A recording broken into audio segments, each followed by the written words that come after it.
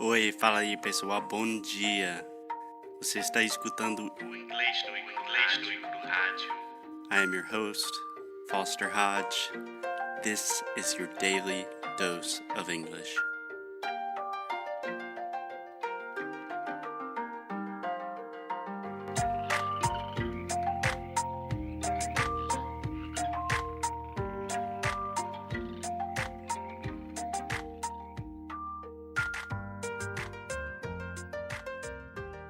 Hello.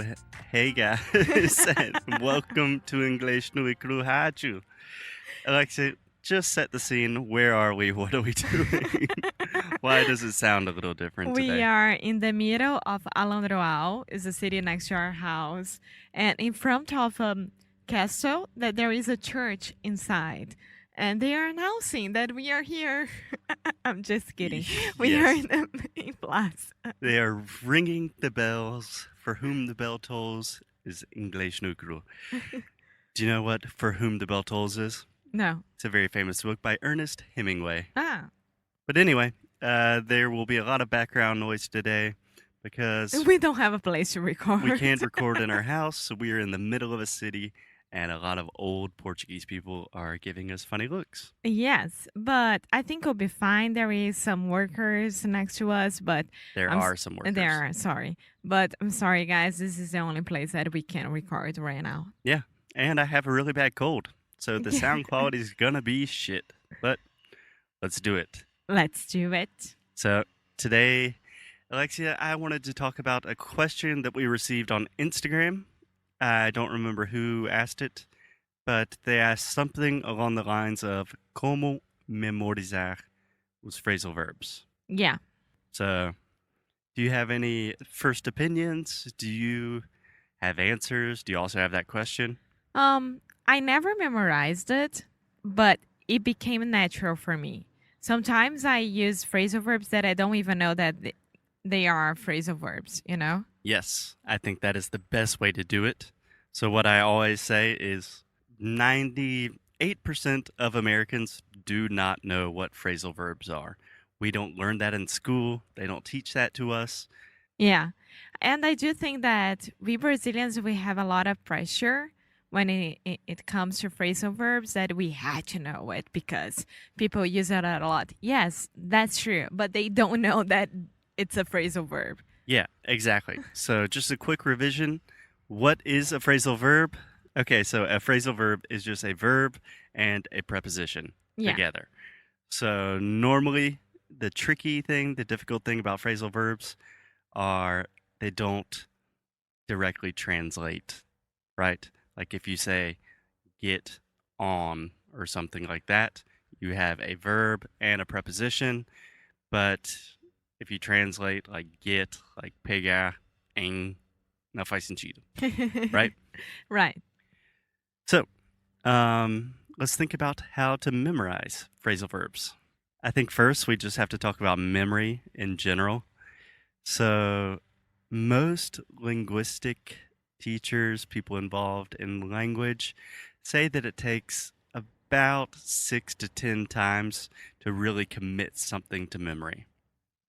That's a lot, right? Yes. I think that for me, it's way more than this. I am horrible to memorize things. Yeah, I remember in business school, they called them touch points, where someone had to see your brand or your product 6 times before they really recognized it and wanted to buy something from you. And that was a study from like the 1980s. And apparently nowadays it's like 38 times. Wow. Because we have a lot of information. Information overload. Yeah. So I think the same thing might happen with language. So first of all, memory works in weird ways, right? Yeah. So the first thing is I always like to put things in context. If you just sit down and study flashcards, for me personally, that does not work. But that's what we were talking about in the last episode. No, last one. I don't remember. But when something happens to you that you're wrong or you need to be corrected, is when you're going to remember forever and not. Right. So the more drastic a mistake is, or I don't know, the more serious a situation, anything like that, the easier it will be to memorize something, right? If I say something incredibly embarrassing in Portuguese, which happens all the time, I know I'm never going to forget that again, Yeah, that's true. right? So always put things into context. The second thing I want to mention is memory is really personal. Like some people like to study with flashcards, some people like to study when they're walking, like I do. I personally like to study when I'm walking and also in the morning and at night. And I Yeah, do think it's just good to wake up in the morning, study a little bit, and then at night, right before you go to sleep. cool. Okay, so let's try some phrasal verbs in context. There are a lot of people looking at it. Yeah, there's so many old Portuguese people and a And little baby kids. laughing and pointing at us. It's really weird.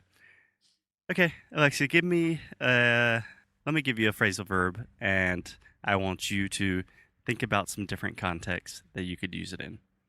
So, to put up with someone or something, do you know what that means? To put up with. No. You don't? No. Do I? I'm pretty sure you do. Let me give you an example. Okay. God, my boss is so annoying. I cannot put up with him anymore. I can. Eu não consigo aguentar. Exactly. So to put up with someone or something means to tolerate, to support, aguentar. Né? Yeah. So try to give me another example of something or someone you can't put up with. I can't put up with needles. Needles. Yeah, Like getting shots, Yeah. vaccines. exactly. Yeah. Or bees. Bees. Yeah. Yeah. Yeah, you're not very good with bees. So you have so many contexts where you could use that situation. So just think about every time you're going to the doctor or you pass a doctor's office or your friend is talking about the doctor, you can say, I can't put up with needles. And you can think about that, commit it to memory in context. I can't put up with huge musical festivals as well. Yeah. Yeah. Claustrophobia. I'm the same way. I'm the same way. Cool. So just take as many things in context and then try to use them as often as possible, and it will commit to your memory much faster. Yeah. Next one. Next one, let's think about how about the word to the phrasal verb get back? Get back. Get back. So do you know what this one Get means? back. Isn't it a Beatles song? I don't know. I think so. Yeah, to get back, I'll get back to you when I have an answer. Yeah, so you can get back to someone or something that means to respond to someone later, Yeah. right? You don't have all of the information now. So try to give me an example of that. Foster, I need to get back to you about the answer of how to memorize phrasal verbs. Okay. No, it's completely wrong. I That need to doesn't get make back sense to because you I just told you about that. about this email. Yeah. Or for example, you're trying to get your Portuguese citizenship, all of that sorted out. You can say the lawyer needs to get back to me about your NIFI, Yeah. right? Yeah. So just try to think about those things in as many different contexts as possible. Alexia, It's cold. does that help? It's cold. Do you think this was a good exercise to help you memorize phrasal verbs a little bit Yes, better? of course, because I will remember forever that we are recording in the main plaza of the small town in Portugal. Yeah, yeah.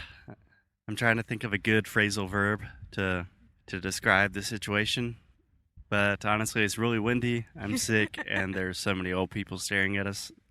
I hope they don't speak English. Guys, we will talk to you tomorrow. Bye.